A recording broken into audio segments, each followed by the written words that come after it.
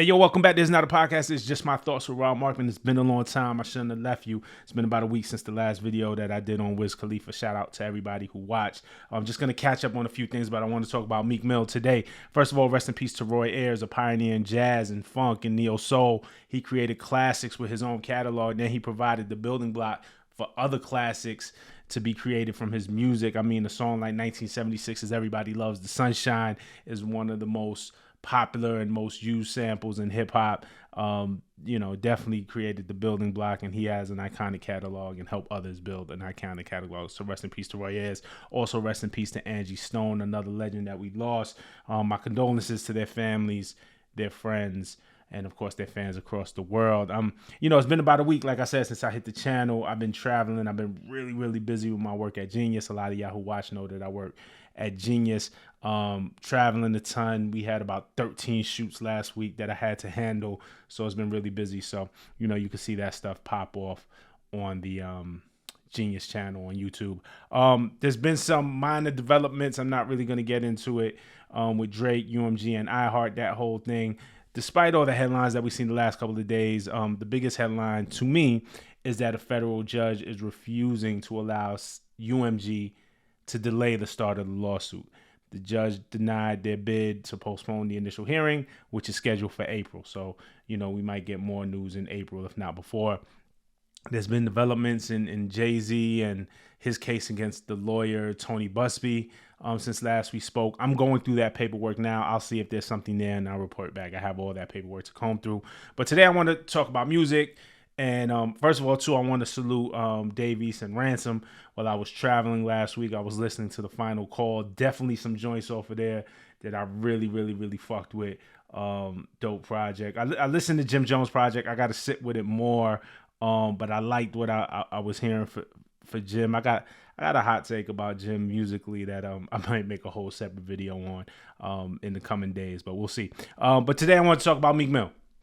Shout out to Meek Mill.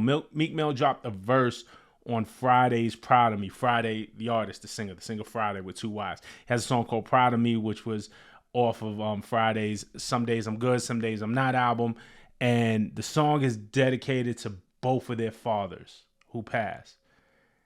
And the Meek Mill verse is powerful. I know Meek gets clowned a lot. I know Meek on social media just becomes a meme, be it the French fries in the pool or some of the things that he tweets that people don't understand. And Meek definitely goes viral for his social media and a lot of things he does on social media, more so than the music recently.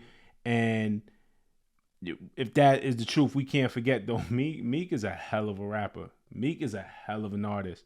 And if you ever doubted that, and I'm speaking to all the fans out there, I know Meek has diehard fans who don't doubt that, who live and die by that. But if you ever doubted how great Meek was, listen to this verse. This verse is powerful. This is, I believe, when Meek is at his best, when he channels that pain and he raps with that aggressive tone and he just delivers raw emotion. There's not too much to break down here in terms of entendres or similes or metaphors. It's just powerful emotion. I'm gonna go through the verse a little bit, man. Hopefully I do it justice. But this is an incredible verse. This is a verse. This is something that everybody should be listening to. It's Meek Mill's verse on Proud of Me. One of the most powerful verses I've heard in a long time, definitely all year. So he starts off, $100 nightmares turned to $1 million dreams, riding past the block when my dad got left on the scene. Look at your boy now. We done turned to king. Shit turned me to a grown man before I was 17. So Meek's dad, Robert Parker, a.k.a. Big Robbie, was killed committing a robbery in Philadelphia. And Meek was just 5 years old at the time, so lost his father very young. He's talked about it before. He's talked about how not having his dad had motivated him to get out there and be something successful for himself. But Meek lost his pops at a young age. Obviously, at 5 years old, that's traumatic. That's trauma, And he's rapping about it here, man. Again, such a dope verse. He says, look at your little boy now. We done turned to king. Shit turned me to a grown man before I was 17. Had to go and play my own ham. I did this for Nashima and the whole fam. I got everything, but I really just want to hold hands with my old man. I got everything, but I really just want to hold hands with my old man. On my wedding day while we slow dance. But ain't no love, shot him in his heart, ain't have no chance. So I can't sleep, insomniac, bullet holes out the Pontiac. Swear to God I trade in all these riches to get Robbie back, Big Robbie. Swear to God I trade in all these foreigns to get Terry back. I'm hanging out with my daddy, lost his life, I'm aware of that. I mean, the emotion in this is real. I mean, you don't hear somebody say, just as men, right? Much less in a rap song. You don't hear somebody say they want to hold hands with my old man on a wedding day as we slow dance. You know what I'm saying? Like just the visual of that. But it's real, you know. And I say that you don't hear that not to clown Meek, but to applaud him for the picture that he's painting, for the emotion that he's painting, for how real this is, for how much it seems that he's yearning for that connection for what he lost. Again, man, losing your father at 5 years old, traumatic. I think that's an incredible line. I got everything, but I really just want to hold hands with my old man. The vulnerability there is beautiful and it's powerful. You know what I'm saying? He says, you had taught me how to fight, and when you got shot, I thought about that shit every night and got a Glock. I was hot, but I ain't stopped. I just bought your mama's spot and winning now. She was living PHA.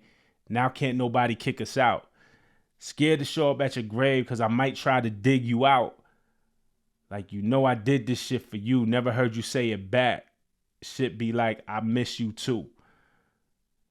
At first, I just bought your mama's spot. And winning now. She was living PHA. Can't nobody kick us out. PHA is a program that provides home for low-income residents in Philly. You know what I'm saying? So she was living PHA. Can't nobody. Just bought your mama's spot. You know what I mean? Like, again, it's powerful, right? It's how do you go to change not just the course of your life, but the your family. You know what I'm saying? You know, scared to show up to your grave because I might try to dig you out. Again, if you watch this channel, you hear me that I'm a big fan of lyrics that you can see, lyrics that you can envision, lyrics that paint the picture. Like, that's a powerful picture. Scared to show up at your grave because I might try to dig you out. That's crazy, man.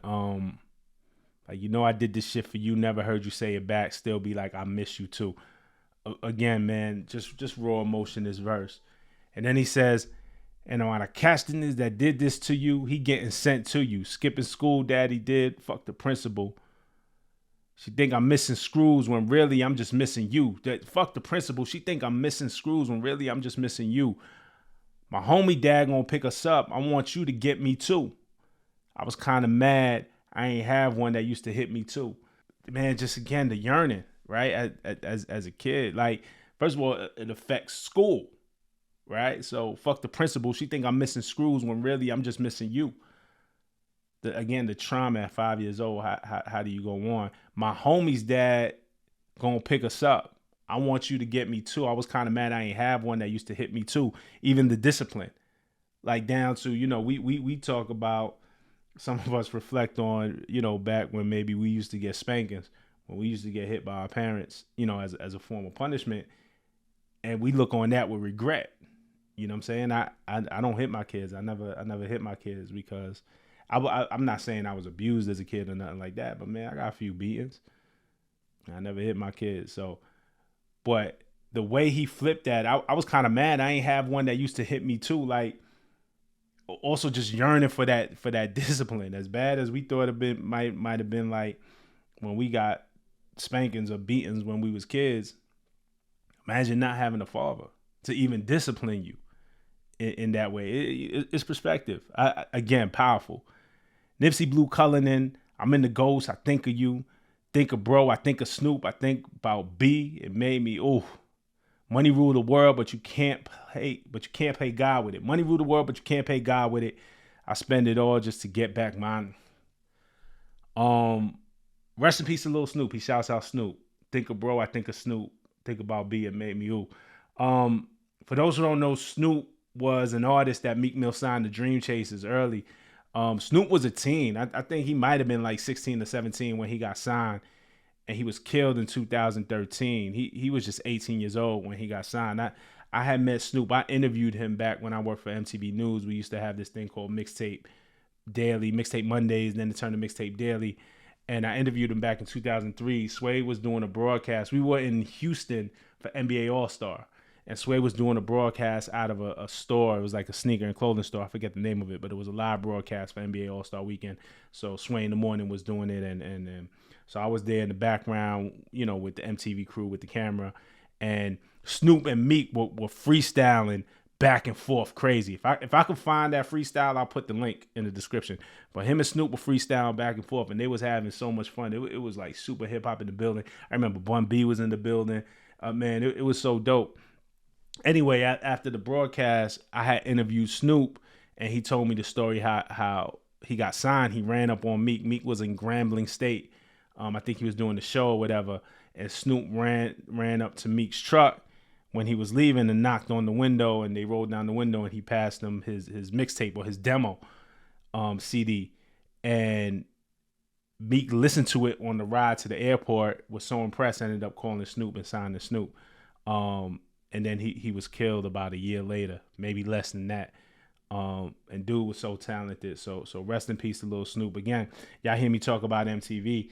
That's one of the, when I say that MTV erased their archives, you can't access it on the internet anymore. That was one of the interviews that I did. And Snoop wasn't around long enough to do a ton of interviews. He definitely spoke to different outlets, but it's like, damn, who's going to tell the story? Those were records of our culture, of our history, and Snoop deserves to have his story told. I was proud to be one of the ones to help tell it. I'm upset now that you can't find it on the internet. Maybe we'll get it back. But I digress. Just when I heard Meek mention Snoop, and he's mentioned Snoop before, it just took me back to that time. But I go back to just the power of this verse. Man, this is what it's all about for me, man. I can't say, we're in March. I can't say like verse of the year or nothing like that. I'm not making no proclamations like that, man. But this verse is one of them ones. This verse is definitely one of those ones. Shout out to Meek Mill. If you haven't heard it, I definitely recommend checking it out, man. It's Fridayy, Proud of Me, and it's featuring Meek Mill. So check it out. Let me know what you think, man. But shout out to Meek for that, man. I just wanted to salute him. Until the next time. Peace.